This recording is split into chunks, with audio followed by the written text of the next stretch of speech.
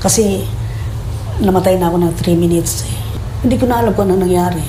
Sa pagising ko, nandun ako sa ICU. Pumanaw na ang premiadong actress at national artist na si Nora Aunor sa edad na 71.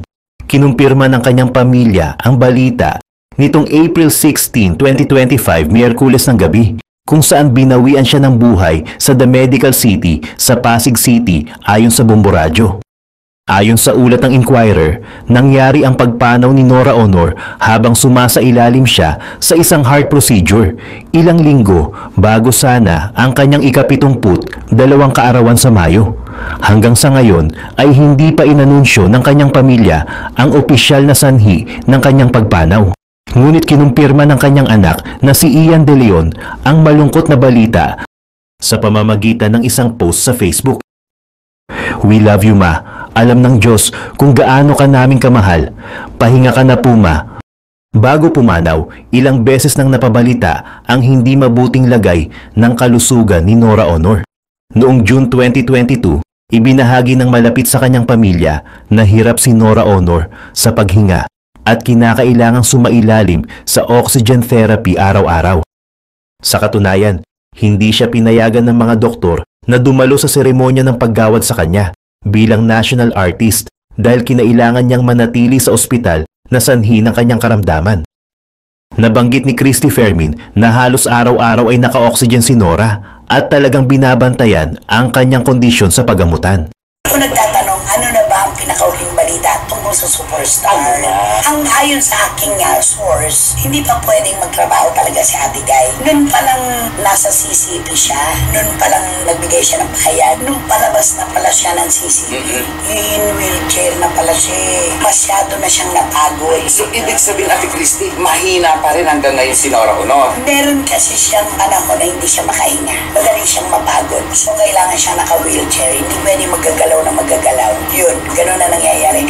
Tsaka lagi siyang may tulong ng oxygen. Ganun talaga. Tsaka kung mapapansin mo, Ate Christy, no, parang nakataas yung balikat niya talaga. Pag nagsasalita, gumaganon. Hirapan na siya. Nagmuhugot ng hininga. Hindi yung malaya. Siya talaga, kunwari sinabi niya, maraming salamat po, ganyan tayo. Sa kanya, maraming salamat po. Hinuhugot. Sarap-sarap sana ng buhay yung wala kang inaasahang oxygen. Nakakahinga ka na malaya. Wala kang sakit. Yun yung sorpresa ng buhay. Noong February 2023, sa isang interview kay Boy Abunda, isiniwalat ni Nora na muntik na siyang mawala matapos bumagsak ang oxygen level ng kanyang katawan. Ayon sa kanya, namatay na ako ng 3 minutes matapos siyang mawala ng malay nang hindi agad malagyan ng oxygen sa ospital.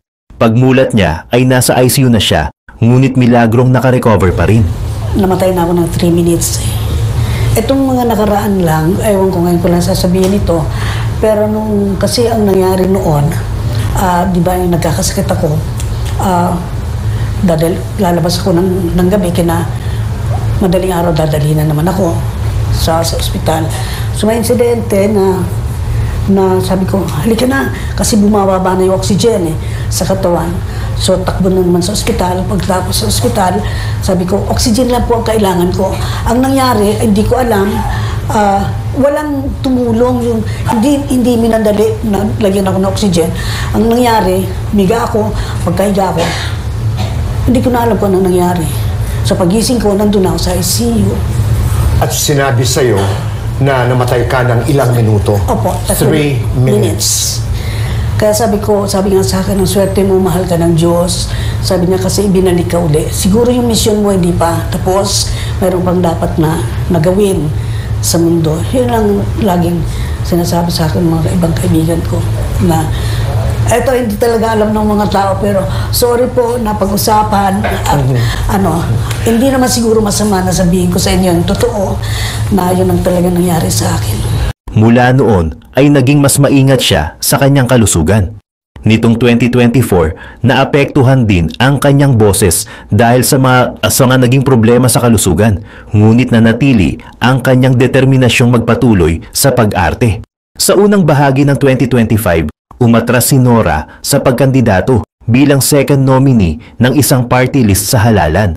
Matapos payuhan ng mga doktor na iwasan niya ang matinding stress ng kampanya para sa ikabubuti ng kanyang kalusugan. Si Nora Aunor o sa tunay na pangalan ay Nora Cabaltera Villamayor, ay isinilang noong May 21, 1953 sa Iriga, Camarines Sur. Mula sa musmos na edad ay nakitaan na siya ng talento sa pag-awit. Noong 1967, sa edad na 14, sumali siya at naging kampeon sa patimpalak na tawag ng Tanghalan na nagbukas ng pinto sa kanyang karera. Bago nito, naranasan pa niyang magtinda ng tubig sa istasyon ng tren sa Bicol upang makatulong sa pamilya bago tuluyang nadiskubre bilang isang mang-aawit.